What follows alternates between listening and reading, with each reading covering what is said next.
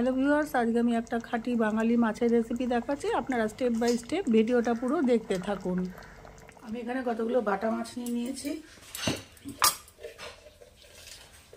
এটাকে আমি একটু লবণ হলুদ দিয়ে আগে একটু মাখিয়ে রাখবো।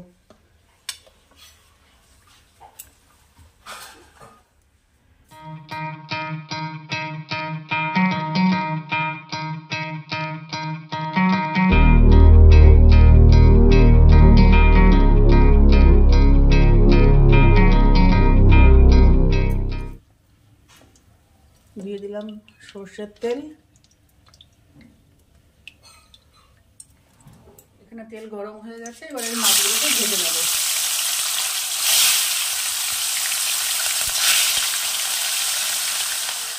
মাছ ভাজা হয়ে গেছে, এবার ওই তেলেই আমি দিয়ে দিচ্ছি একটা কালো জিরা ফোড়ন, আর দিয়ে দিলাম একটা শুকনো লঙ্কা।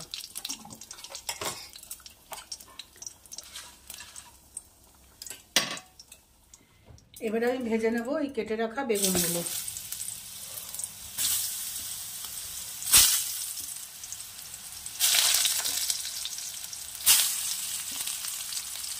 এটাও খুব বেশি কড়া ভাজবো না, হালকা ভাজবো।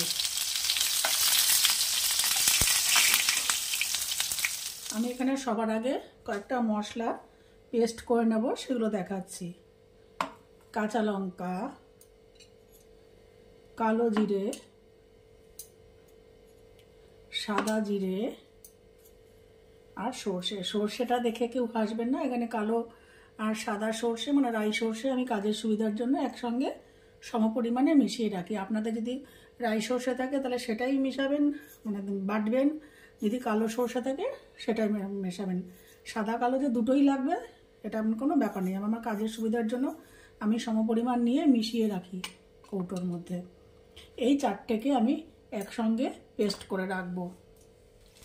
ফোড়ন দেওয়ার পর যে মশলাটা করে রেখেছি দিয়ে দিলাম সেই মশলাটা।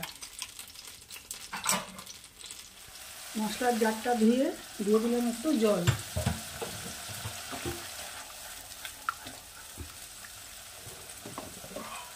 এবারে দেবো একটু লবণ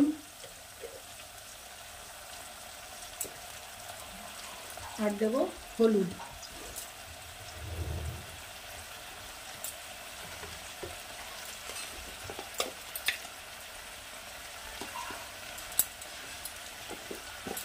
আপনারা যদি মনে করেন যে একটু ঝাল খাবেন বা একটু ঝাল দিতে পারেন, কাঁচা লঙ্কা ফেলে দিয়ে দিতে পারেন।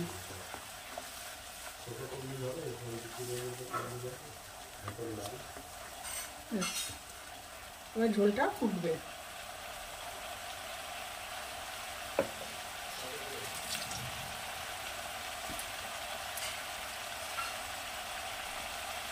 মশলাটা কষবে।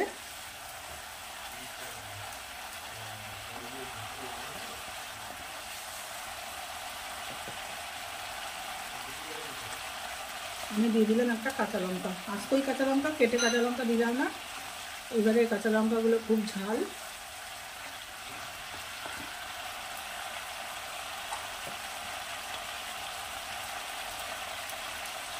মশলা কষানো হয়ে গেছে, এবারে দিয়ে দেবো পরিমাণ মতো জল।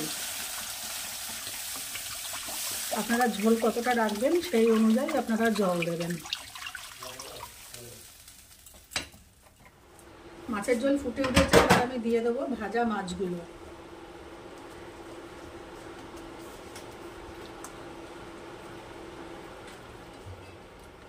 এটা গরমকালে খুবই উপকারী পাতলা ঝোল। গ্যাসের ফ্লেমটা আমি একটু বাড়িয়ে দিলাম ঝোলটা ফুটে ওঠার জন্য।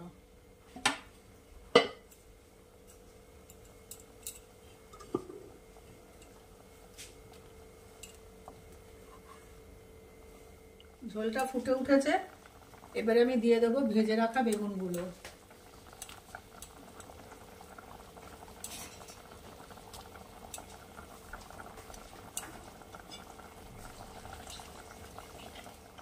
ঝোল ফুটে উঠেছে, এবার দিয়ে দেবো ধনেপাতা কুচি।